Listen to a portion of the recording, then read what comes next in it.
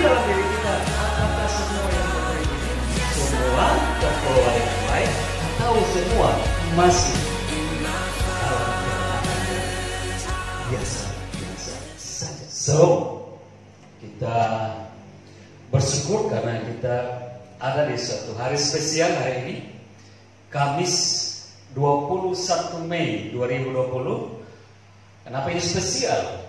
Karena kita semua umat yang percaya merayakan atau mengingat kembali suatu peristiwa yang ajaib, yang spektakuler, di mana Yesus naik ke surga.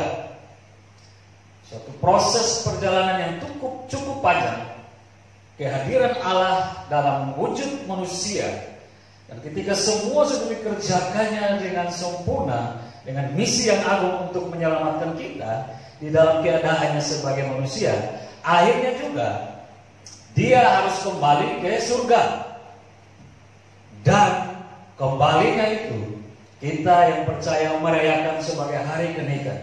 Itu sebabnya dalam kesempatan ini mari kita naikkan ucapan syukur kita, dan di dalamnya kita mau merenungkan firman Tuhan. Nah, dasar firman Tuhan hari ini dalam kita kesekian kalinya merayakan hari kenaikan Yesus, itu terambil di dalam Kisah Para Rasul pasal 1 ayat 11, ayat 10 dan 11. Ya, firman Tuhan berbunyi, ketika mereka sedang menatap ke langit waktu ia naik itu, tiba-tiba berdirilah dua orang yang berpakaian putih dekat mereka dan berkata kepada mereka, "Hai orang-orang Galilea, mengapakah kamu berdiri melihat ke langit? Yesus ini yang terangkat ke surga meninggalkan kamu akan datang kembali dengan cara yang sama seperti kamu melihat dia naik ke surga."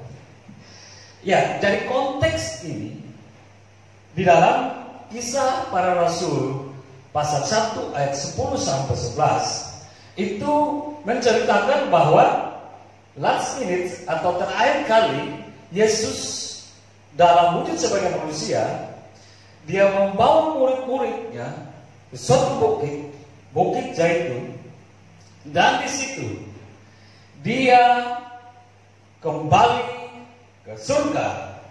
Namun waktu dia terangkat dan para murid melihat dia sementara terangkat, tiba-tiba hadirlah dua orang malaikat dan mereka berkata, "Hai orang-orang Galilea," maksudnya kepada para murid ini, "mengapa kamu berdiri dan melihat dia naik ke langit atau ke surga? Dia yang sementara naik yaitu Yesus,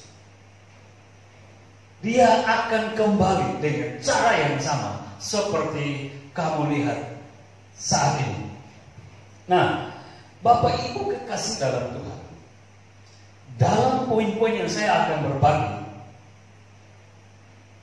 kesempatan kita merayakan atau mengingat kembali hari kenaikan Yesus ini, saya ingat dengan satu lagu seperti ini. Mungkin kita semua ingat lagu ini ya. Andaikan kau datang kembali, jawaban apa yang kan ku beri, dan selanjutnya kan gitu. Nah, lagu ini menarik. Itu sebabnya saya dalam kesempatan ini saya berikan tema untuk khotbah kenaikan ini tentang menanti yang akan kembali. Ya. Menanti yang akan kembali, tema kita minggu ini. Andaikan kau datang kembali, jawaban apa yang akan kuberi? Kalimat dari kata-kata ini. Nah, ini berbicara, saya coba membawa kita untuk persepsi ini dengan kaitannya perihal kita merayakan kenaikan Yesus. Tapi apa yang harus kita fokus di dalam setiap kali kita merayakan kenaikan Yesus? Nah, saya coba melihat dari makna kandungan dari lagu ini, bahwa di lagu ini berbicara tentang ada dua orang yang memadu kasih, dan akhirnya mereka harus mengikat janji karena salah satu dari mereka hendak pergi. Janji itu mereka memegang setia untuk tidak akan pernah mengingkarinya. Tapi berjalannya waktu, akhirnya yang satu yang tetap tinggal ini, kalau kita lihat dari kata-kata lagu ini, rupanya dia menyimpan dan akhirnya dia mendua hati. Lalu ketika dia sudah mendua, dia berpikir kembali, seandainya yang sudah pergi datang kembali, apakah jawaban saya? Karena dia mengingat kembali bagaimana kasih dan sayang dari seorang yang sudah pergi itu terhadap dirinya. Apa yang akan kuberikan sebagai jawaban ketika dia datang kembali? Nah, waktu saya coba melihat kalimat atau kata-kata dalam lagu ini, saya ingat bahwa ada satu janji manis, bahkan yang teramat manis, yang juga terjadi antara Yesus dengan kekasih-kekasihnya, yaitu umatnya, yaitu kepada para murid pada waktu itu, dan juga kepada kita semua yang percaya kepadanya. Ada janji yang Yesus utarakan, dan Yesus ikat dengan mereka. Dan tentunya janji ini tidak bisa diingkari, dan tidak mungkin akan teringkari.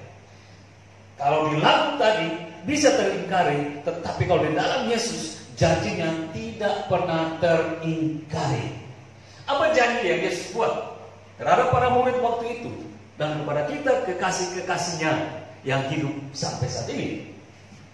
Perhatikan di ayat di Yohanes 14 ayat 1 sampai 4. Itu janjinya luar biasa. Di situ dikatakan bahwa janganlah gelisah hatimu, percayalah kepada Allah, percayalah juga kepadaku. Di rumah Bapakku banyak tempat tinggal. Jika tidak demikian, tentu aku mengatakannya kepadamu. Sebab aku pergi ke situ untuk menyediakan tempat bagimu. Dan apabila aku telah pergi ke situ dan telah menyediakan tempat bagimu, aku akan datang kembali. Perhatikan, aku akan datang kembali dan membawa kamu ke tempatku, supaya di tempat di mana aku berada, di situ kamu pun berada. Bukankah ini janji? Dan ini janji terlalu manis. Mengapa terlalu manis? Karena janji ini mengisyaratkan bahwa kelak nanti dia akan kembali, asal kita tidak menjadi lemah dan kita tidak mendua hati terhadap dia. Dia sudah pasti akan kembali, dan janji itu tidak akan pernah diingkari, dengan maksud mengambil kita, membawa kita supaya di tempat di mana dia berada, kita berada. Di mana tempatnya? Surga, singgasana yang nan indah dan tiada terkatakan itu. Itu sudah dalam isyarat janji itu. Kekasih-kekasih Tuhan. Karena itu, setiap kali kita bertemu dengan hari kenaikan Yesus dan kita merayakannya, kita mengingat kenaikan Yesus ke surga seperti saat ini kita sementara merayakannya. Pertanyaan, apa yang ada di benak kita? Kan gitu ya? Apa yang ada di benak kita ketika kita mengingat Yesus telah naik ke surga dan kita merayakannya berulang-ulang kali? Atau apa yang kita pikirkan ketika kita merayakan kenaikan seperti saat ini?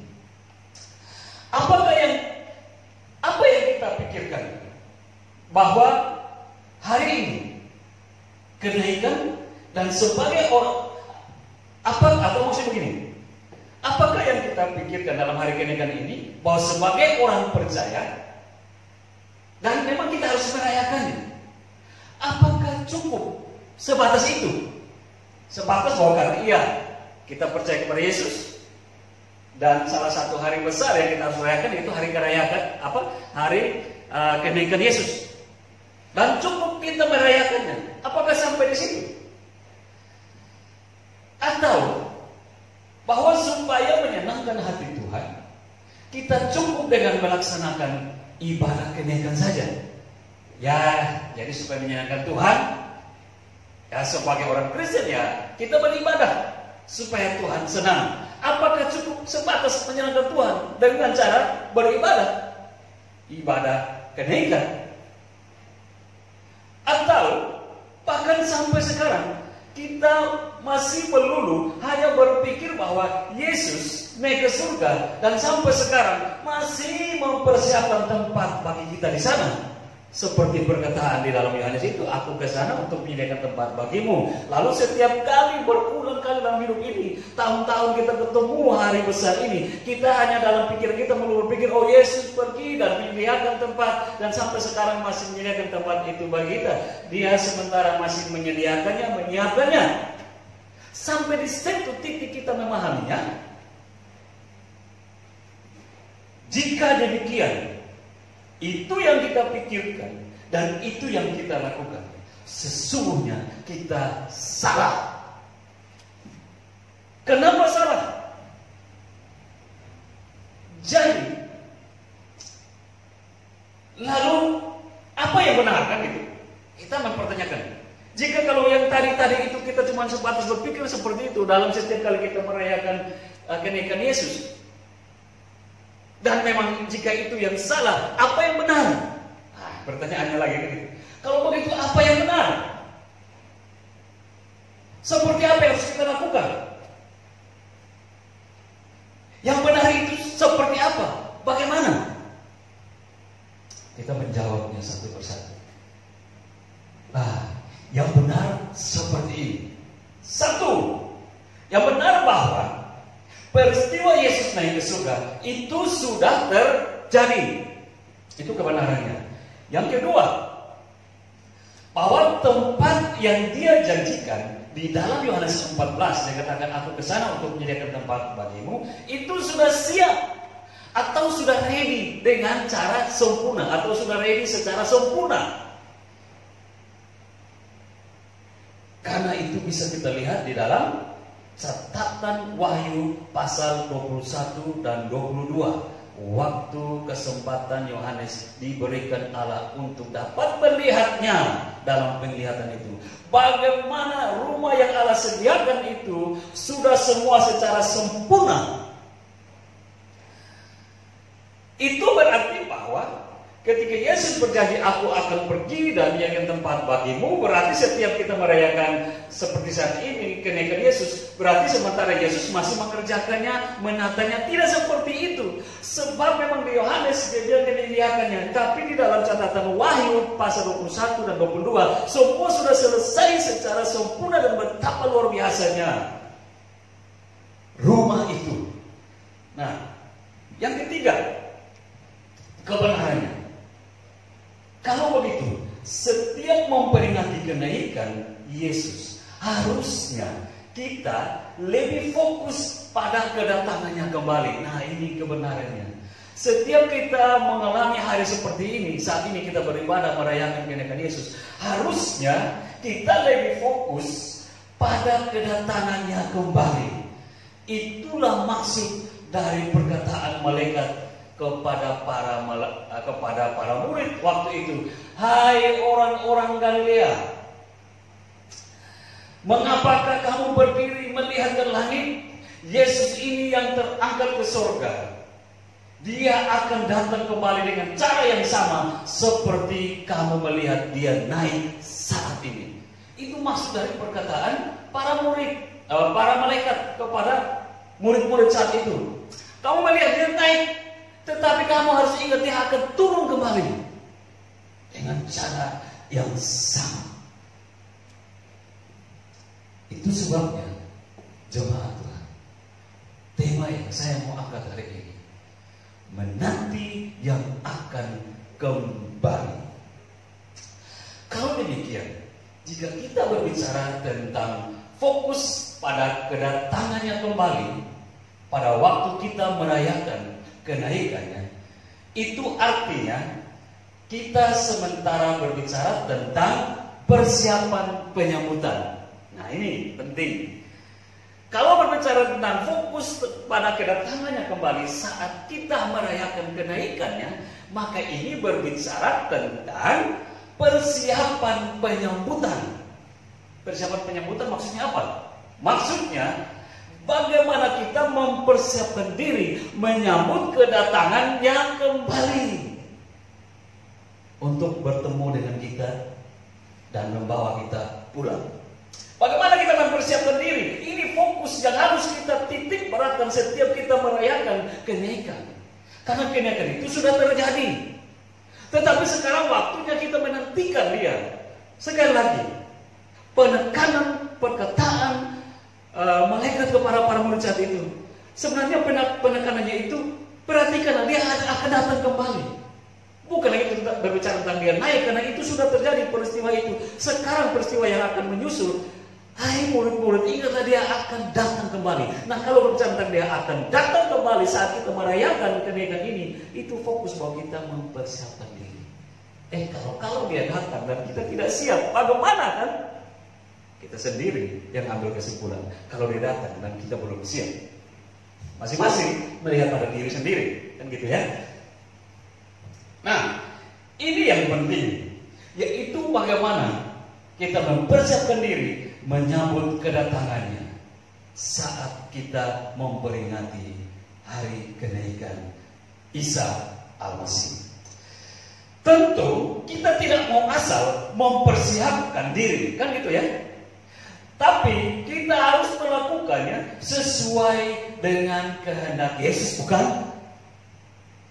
Karena kita tidak mau asal supaya nanti kedapatan bahwa kita ketika dia datang dan kita asal-asal, tentu kita tahu apa yang akan terjadi kalau kita asal-asal mempersiapkan diri dalam menyambut kedatangannya.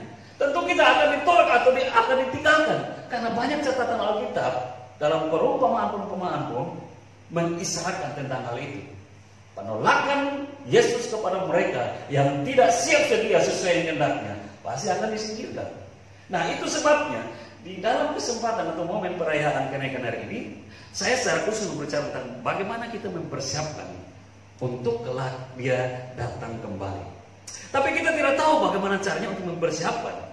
Sebab ini bukan perkara kita, ini persoalan Allah yang sesuai dengan kehendaknya untuk kita bisa dijemput. Nah, kalau begitu, mari kita mempersiapkan diri sesuai dengan kehendak Tuhan. Nah, bagaimana cara kehendak Tuhan? Tentu kita tidak bisa dapat dari teori-teori ini, tetapi ada banyak catatan dalam Alkitab yang bisa membuat kita paham bagaimana Tuhan Yesus sendiri inginkan kita mempersiapkan diri menunggu dia datang kembali. Nah, itu sebabnya ada dalam beberapa catatan Alkitab yang bisa saya bagi untuk menjadi ini poin-poin kita mempersiapkan diri sesuai dengan kehendaknya.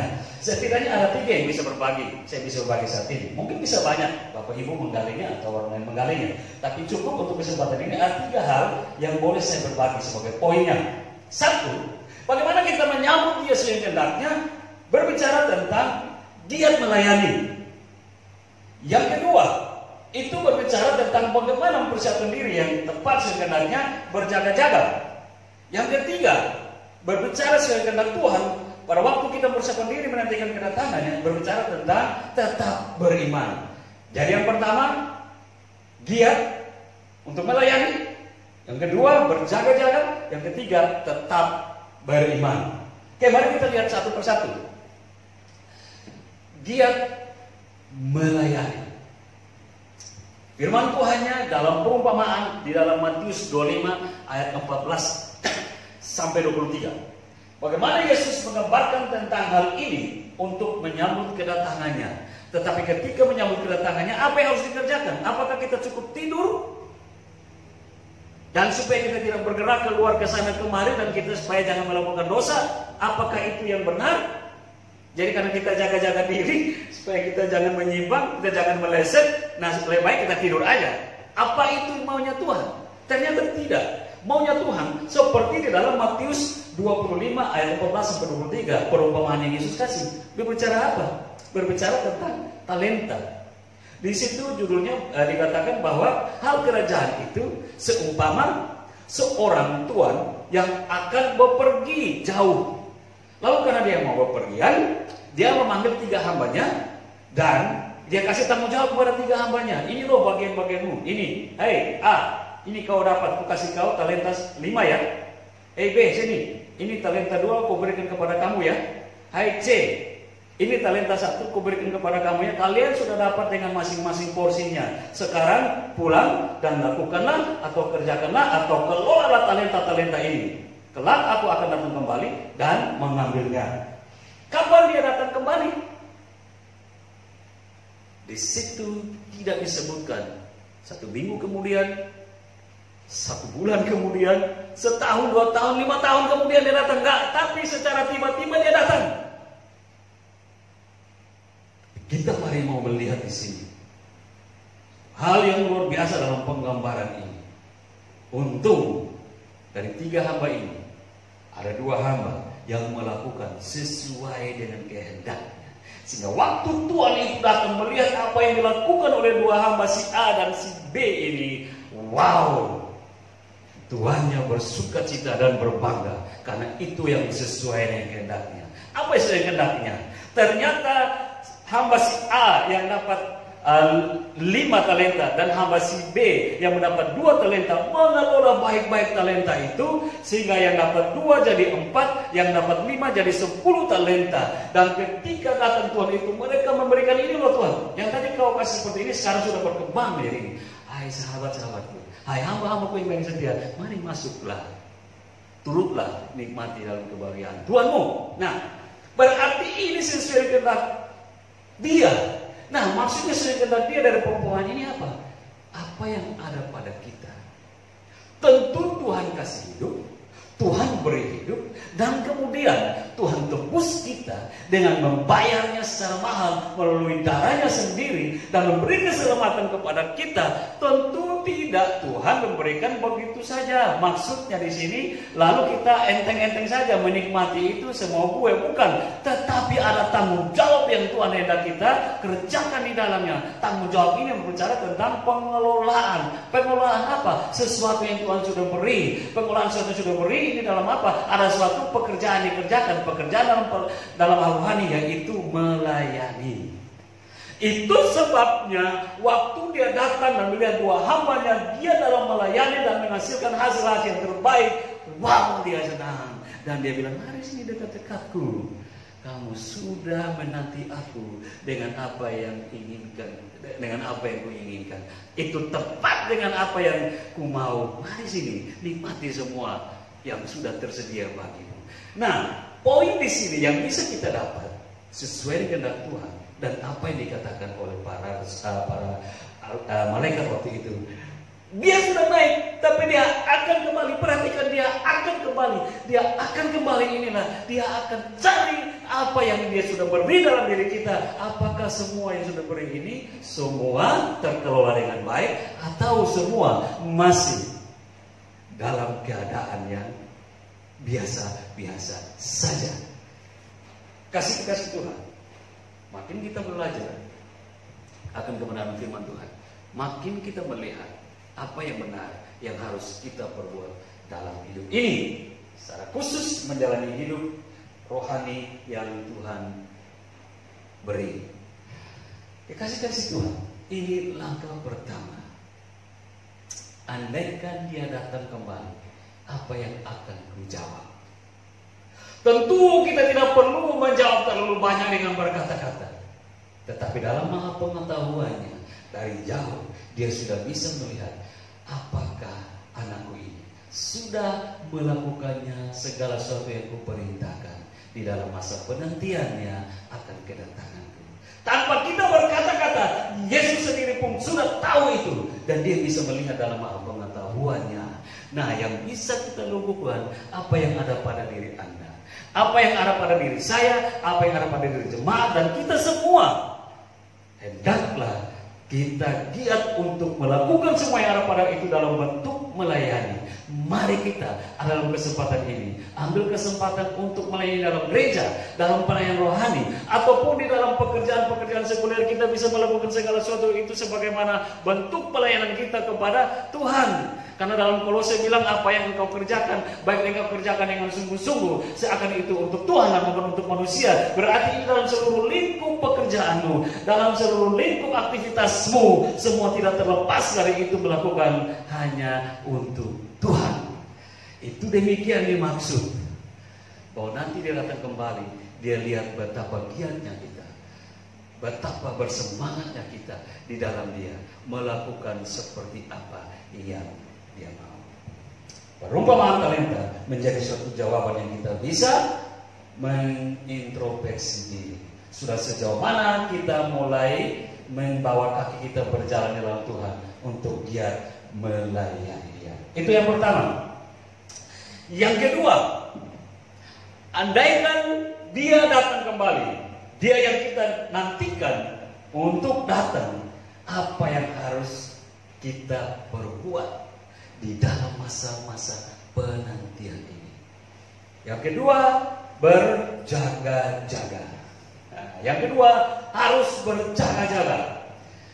Lukas 21 ayat 34 sampai 23. Lukas 21 ayat 34 dan 36. Ayat 34. Jagalah dirimu supaya hatimu jangan syarat oleh pesta pora dan kemabukan serta kepentingan-kepentingan duniawi, dan supaya hari Tuhan jangan dengan tiba-tiba jatuh ke atas dirimu seperti suatu jerat. Ayat 36. Berjaga-jagalah senantiasa sambil berdoa supaya kamu beroleh kekuatan untuk luput dari semua yang akan terjadi itu, dan supaya kamu tahan berdiri di hadapan Anak Manusia. Hai murid-murid, engkau melihat Dia naik ke atas, tapi ingat Dia akan turun kembali menjemput kamu.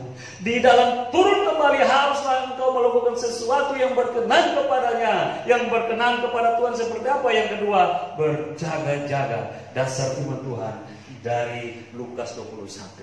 Yesus sendiri mengatakan di ayat 34, jagalah dirimu supaya satu, hatimu jangan syarat dengan pesta pora. Yang kedua, dengan kemabukan. Yang ketiga, berbicara tentang kepentingan-kepentingan duniawi. Kekasih-kekasih Tuhan, makin kesini, makin pada akhir dunia ini, dunia makin bergelora dengan segala kejahatan, dengan segala jerat yang ditimbulkan untuk bagaimana sedapat mungkin menjerat semua anak-anak Tuhan, menjatuhkan anak-anak Tuhan supaya tersingkir dari keselamatan dan mati bersama-sama dunia ini. Yesus tidak mau itu terjadi. Dia inginkan supaya Dia datang kembali. Dia masih bertemu dengan para murid. Dia masih bertemu dengan kekasih-kekasihnya, yaitu kita, dalam suatu keadaan yang siap sedia dalam hal ini berjaga-jaga. Mengapa? Karena ini kita hidup di masa-masa sulit. Masa-masa sulit yaitu masa-masa yang penuh dengan jebakan-jebakan atau jerat-jerat iblis yang bisa menawarkan kita atau bisa menjadi batu sandungan, dan kita tersandung dan jatuh, dan akhirnya kita terhilang dari kasih karunia. Karena itu Tuhan tidak mau. Dia bilang, berjaga-jagalah kamu, satu dari pesta pora, dua dari kemabukan, tiga dari kepentingan-kepentingan duniawi. Ini berbicara tentang kedaginganmu. Haruslah engkau memang dahulu dalam kedagingan, tetapi ketika engkau mulai sadar akan semua kebinasaan dalam kedagingan itu, haruslah engkau mundur atau keluar dari kedagingan itu dan mulai mulai merefleksi hidup dan mulai memperbaruinya dalam suatu kehidupan rohani yang berkenan kepada Tuhan. Memang masih dalam daging, tetapi bukan daging yang menjadi dominan, tetapi daging ini menjadi suatu keadaan yang akan berjalan sesuai dengan perintah roh yang ada dalam diri kita, supaya di mana roh ini berjalan dalam kebenaran, kita membawa daging ini pun bisa menyusul sesuai dengan maunya roh Allah di dalam diri kita. Itu yang dimaksudkan, bahwa kita harus berjaga-jaga, karena saat ini adalah saat adalah penghakiman bagi keadaan kehidupan kita. Kalau kita tidak sadar, kita terseret dalam suatu kehidupan kedagingan dan nafsu yang makin besar yang menguasai kita, itu akan membuat kita jatuh dan hancur. Dan Tuhan tidak mau. Masih ada waktu, masih ada kesempatan, seperti di dalam surat Petrus. Masih ada kesempatan. Karena Tuhan tidak menginginkan kebinasaan kita. Dia mau supaya kita tetap hidup bersama dengan Dia. Itu sebabnya berjaga-jagalah kamu, sementara aku akan datang kembali. Karena Dia, kejahatan ini akan datang seperti jerat. Hari terakhir itu, hari kebinasaan itu akan menimpa semua orang dengan tiba-tiba dan seperti jerat. Jangan sampai kita ada dalam keadaan yang tidak siap tanpa berjaga-jaga dan hari itu menimpa kita. Kemudian dibilang berjaga-jagalah senantiasa sambil berdoa. Nah, waktu kita mulai coba menguasai kedagingan kita, jangan sampai daging ini yang dominan, tapi kita harus hidup sesuai dengan tuntunan roh. Maka yang dimaksudkan roh, nah itu mempersiapkan suatu kehidupan rohani yang berkenan. Di dalamnya kita juga harus berjaga-jaga di dalam berdoa. Sudah berapa banyak orang yang mulai frustasi dengan doa? Sudah mulai berapa banyak orang percaya yang apatis dengan doa? Sudah berulang-ulang kali berdoa. Sudah terlalu banyak, bahkan sudah bisa tidak lagi dihitung doa ini. Tapi seperti tidak ada jawaban. Perhatikan di sini, itu bukan perkaramu untuk membela dirimu, bukan perkaramu untuk mendapatkan jalan keluar, bukan perkaramu engkau mampu untuk memberikan pertolongan pada dirimu sendiri. Yang engkau bisa berdoa dan seterusnya berdoa, tetapi mengenai pembelaan jalan keluar dan jawaban itu persoalan Tuhan. Dan Tuhan melihat itu semua. Sampai kalau engkau tidak jemu-jemu dan bertahan sampai pada akhir, engkau akan melihat bagaimana Tuhan membela engkau. Bukan berarti Tuhan lepas tangan, bukan. Tapi Tuhan mau melihat bagaimana kita mempersiapkan diri, giat kita sesuai dengan kehendaknya. Mempersiapkan diri dalam berjaga-jaga ini yang kemudian ini berbicara tentang marilah kita mulai tetap semangat berdoa dalam segala situasi, dalam segala keadaan. Dia bilang supaya kamu beroleh kekuatan untuk luput dari semua yang akan terjadi itu, dan supaya kamu akan berdiri di hadapan Anak Manusia. Dengan berdoa kita memiliki kekuatan untuk luput dari semua jerat iblis, dan pada akhirnya kita akan tetap tahan berdiri di hadapan Anak Manusia. Jika demikian, kalau kita melihat dari Lukas 21 ayat 34 dan 36, dalam hal berbicara tentang bagaimana kita menantikan kedatangan Dia yang berjaga-jaga, ini berbicara tentang satu, hidup dalam pertobatan. Pasal 34 tadi kan, janganlah engkau mabuk dengan pesta pora, dalam kemabukan serta kepentingan duniawi. Ini berbicara apa? Kita harus hidup di dalam pertobatan. Memang kita semua ini tidak suci, tidak kudus, kita banyak kesalahannya, kita banyak hitamnya. Tetapi mau tidak mau, kita harus belajar sesuai kehendak Tuhan. Kita harus tetap melangkah ke depan sesuai kehendak Tuhan, yaitu berjalan dalam suatu kehidupan pertobatan. Nah, jika berjalan dalam pertobatan, berarti memang kita datang dari suatu kehidupan yang salah, suatu kehidupan yang jahat, dan suatu kehidupan yang gelap, sehingga kita butuh pertobatan. Nah, kita butuh pertobatan, berarti kita harus melangkah, memisahkan diri dari semua yang kelam, yang gelap, yang jahat, dan salah itu. Berbicara tentang kita hidup pertobatan bukan berarti kita langsung kudus, suci dan mulia dan tidak ada lagi cacat celah dan kita sudah sempurna, bukan. Tetapi ini berbicara tentang berjaga-jaga, berarti berbicara tentang hidup dalam suatu perjuangan pertobatan. Jadi berusaha terus untuk bertobat, berusaha terus untuk melakukan pertobatan itu. Bukan berkali sekali bertobat lalu semua kudus, bukan. Kita masih ada kesempatan jatuh, tapi kita sadar dan kita bertobat. Ini maksud berjaga-jaga. Ini maksud di sini adalah hidup dalam pertobatan. Berjaga-jaga yang maksud di sini yang kedua, yaitu giat dalam beribadah. Berjaga-jaga senantiasa sambil berdoa. Berdoa di sini juga berbicara tentang beribadah, tentu juga ini dimaksud doa, dan ketiga juga yang dimaksud merenungkan firman Tuhan. Karena kalau kita combine atau kita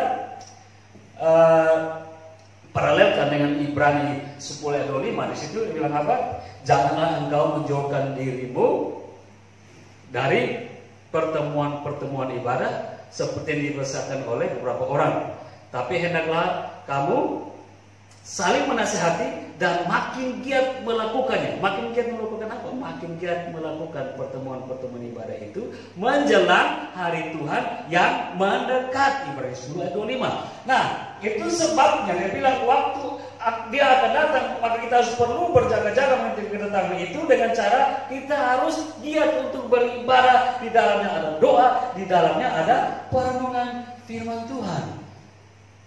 Ya, Bapak Ibu kekasih, tidak terlalu sulit, atau tidak terlalu berteori, atau tidak perlu rumus yang hebat-hebat atau wow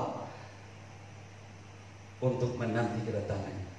Tapi ini cara-cara sederhana yang bisa kita lakukan. Semua bisa melakukan, baik orang terbelajar, baik orang bodoh sekalipun, baik orang kaya, baik orang miskin sekalipun, baik bos maupun hamba, semua bisa melakukan perintah ini. Karena perintah ini terlalu sederhana, tetapi yang bisa dikerjakan dengan kerendahan hati dan mau menyerahkan diri sepenuhnya kepada Tuhan dan Roh Kudus yang memampukan setiap orang untuk bisa melakukan ini.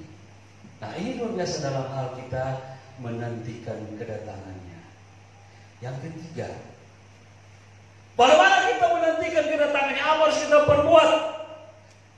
Tetap beriman. Poin yang ketiga, harus tetap beriman. Lukas 18 ayat 8. Akan tetapi jika Anak Manusia datang, adakah ia mendapati iman di bumi? Sekali lagi, tetap beriman. Dari Lukas 18 ayat 8. Akan tetapi jika Anak Manusia itu datang, adakah dia dapati, atau adakah ia mendapati iman di bumi? Ini suatu pertanyaan dari Yesus sendiri. Kelak nanti kalau dia naik, dan dia sudah naik, namun seperti kalau kita ingat perkataan malaikat tadi, dia akan datang kembali. Dan kalau dia datang kembali, Yesus sendiri bilang, adakah dia mendapati iman di bumi?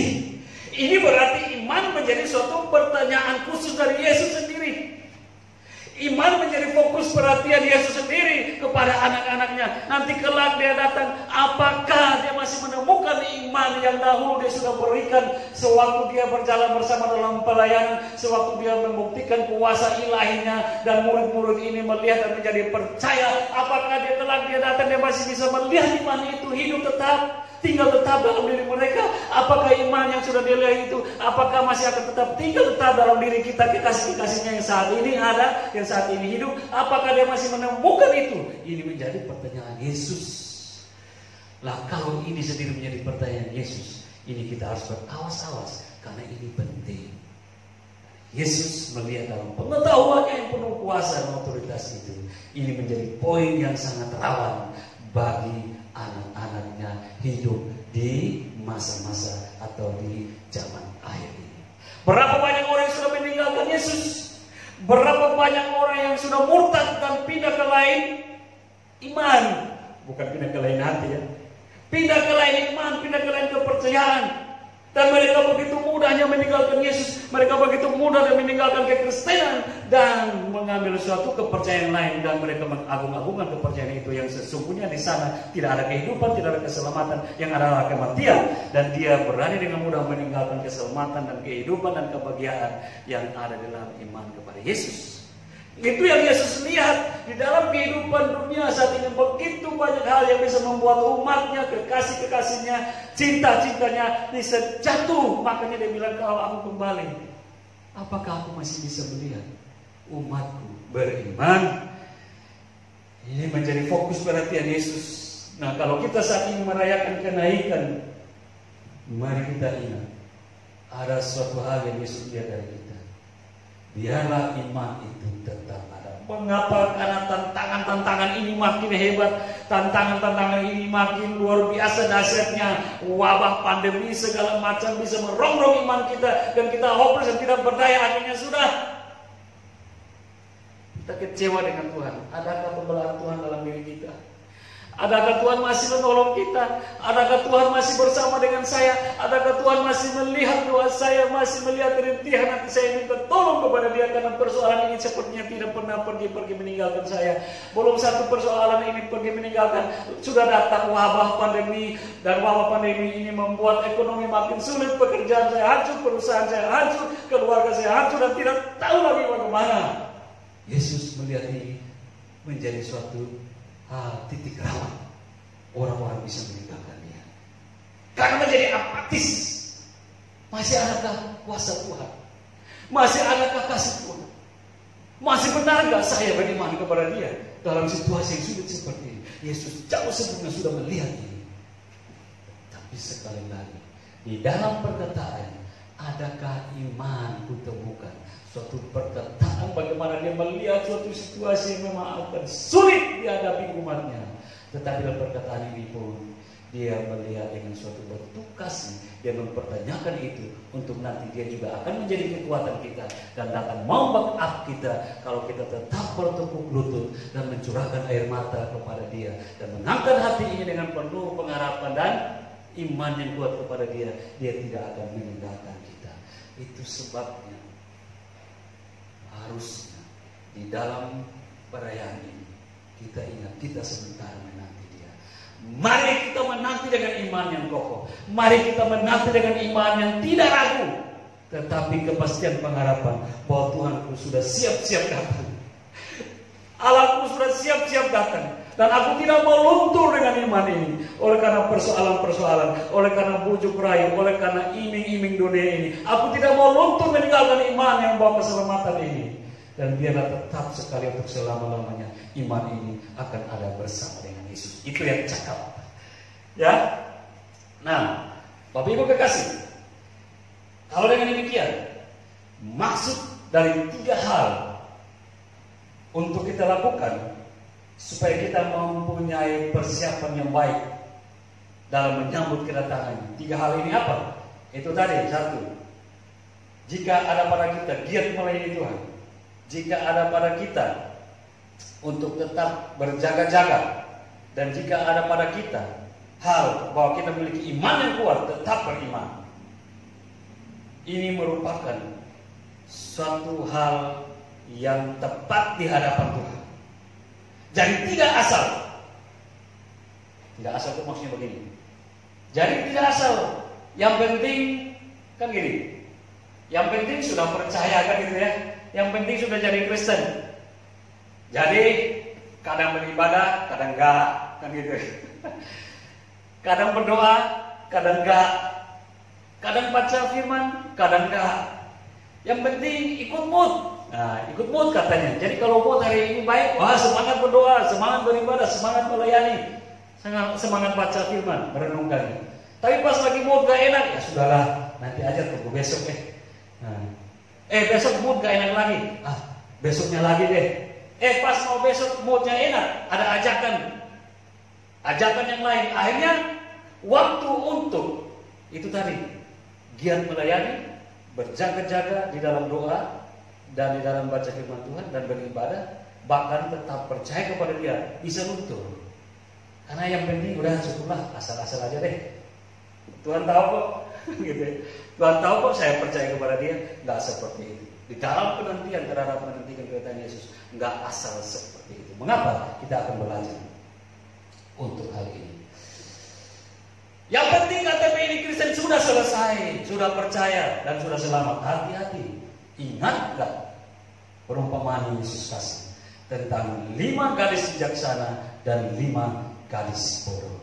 Matius 25 ayat 1 sampai 13. Sama-sama orang percaya, 5 gadis, 10 gadis ini. 5 gadis bijaksana, 5 gadis bodoh sama-sama percaya bahwa mempelai laki-laki akan datang. Sama-sama menanti, sama-sama menunggu di tempat yang sama. Ada di gereja, ada di tempat persekutuan, sama-sama baca firman Tuhan, sama-sama bilang iman, beriman, sama-sama menanti. Tetapi rupanya ada perbedaan. 5 yang bijaksana, 5 yang bodoh. Di mana? Kalau perhatikan perumpamaan yang Yesus kasih ini sempurna untuk pelajaran bagi kita. Bagaimana kita bersatu diri menanti kedatangannya. Perbedaannya di mana? Yang bijaksana ini, yang sama-sama datang juga membawa yang sama. Bijaksana bawa pelita. Yang bodoh juga bawa pelita untuk menanti kedatangan mempelai laki-laki. Yang bedanya itu, yang bijaksana bawa pelita dengan minyak, yang 5 gadis yang bodoh bawa pelita tapi tidak bawa minyak. Di sini kita ambil kesimpulan, perbedaannya di apa? Perbedaannya di isi. Nah, perbedaannya di isi, sama-sama bawa pelita untuk menantikan kedatangan mempelai laki-laki. Tetapi yang bijaksana tidak hanya pelita, tetapi pelita itu berisi baik. Yang bodoh membawa pelita, tapi pelitanya kosong, tidak berisi. Akhirnya pada waktu kedatangan itu yang tidak berisi, mau cari untuk isi, telat. Dia pergi sana. Datang mempelai ini menyambut dengan 5 gadis yang bijaksana, sama-sama masuk. Kenapa bisa sama-sama masuk? Karena dia sudah berisi. Dia tidak hanya casing, tapi dia berisi. Isinya sesuai dengan mempelai laki-laki. Dan mempelai laki-laki mengajak dia masuk, dan pintu ditutup untuk mereka menikmati pesta di sana. Yang bodoh di mana? Sudah pergi, terbuang jauh karena tidak berisi. Nah, di sini berbicara tentang, maka kita harus ambil kesimpulan bahwa kekristenan tidak berbicara tentang kafir. Kekristenan tidak berbicara tentang kulit luar. Kekristenan tidak berbicara tentang hal-hal lahiriah. Kekristenan berbicara tentang isi, hal-hal rohani. Apakah dalam kehidupan lahiriahmu terpenuhi kehidupan rohania yang berkenan kepada Tuhan? Itu sebabnya engkau tidak bisa dinilai dari karena engkau apa? Mungkin datang dengan tampilan yang wow, necis, tampilan yang dengan pakaian yang kurang bahan untuk menjadi perhatian di dalam gereja atau lain sebagainya di tempat persekutuan. Bukan itu, tetapi di sini dimaksudkan di dalam apa? Kita mempersiapkan diri, mempercantik diri dengan isi yang di dalam yang Tuhan kehendaki, yang sehingga nanti pas dia datang, dia akan melihat isinya kita sesuai kehendaknya. Itu yang akan diangkat. Jadi kekristenan tidak berbicara tentang hal lahiriah, kekristenan tidak berbicara tentang kulit luar, tapi kekristenan berbicara tentang isi dalamnya. Itu apa? Kehidupan rohani yang bernaung di dalam kehidupanmu saat ini. Nah, jadi yang terpenting di sini adalah apa? Kehidupan rohani, bukan daging. Mari kita merawat kehidupan rohani yang terbungkus di dalam daging yang bisa dilihat nyata ini.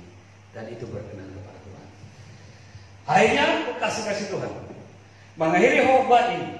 Pada waktu kita menyambut kedatangan, kita memperingati kenaikannya. Saya mau katakan bahwa jadi ketika kita merayakan hari kenaikan Yesus Kristus ke surga, kita juga harus ingat bahwa Dia akan datang kembali sebagaimana Dia naik. Dengan segera waktu kedatangan itu dan tidak tertunda-tunda lagi. Maka yang harus kita lakukan, mari kita persiapkan diri kita sesuai dengan kehendaknya. Supaya kelak ketika kita merayakan Dia naik, tapi pada waktu Dia datang kembali, kita sudah siap berdiri dengan perkenanan Tuhan. Dan kita pun akan dibawa bersama-sama dengan Dia. Amin. Makanya ini waktu penantian. Kita waktu mempersiapkan diri. Mari kita mulai merefleksi diri. Kita membawa diri dalam suatu kehidupan pertobatan. Bukan berarti bicara semua sudah kudus, bukan. Tapi kita berjuang untuk mulai hidup sesuai kehendak Tuhan, melangkah dalam suatu kehidupan pertobatan, dan kita mulai lebih giat lagi di dalam Tuhan, melayani Tuhan, dan kita mulai berjaga-jaga dengan kita setia, giat untuk beribadah, berdoa, dan baca firman Tuhan, dan tetap kita memelihara iman, supaya pada akhirnya Dia datang, kita menemukan Dia seperti 5 gadis yang bijaksana dalam masa persiapan yang terbaik. Amin. Tuhan Yesus memberkati kita.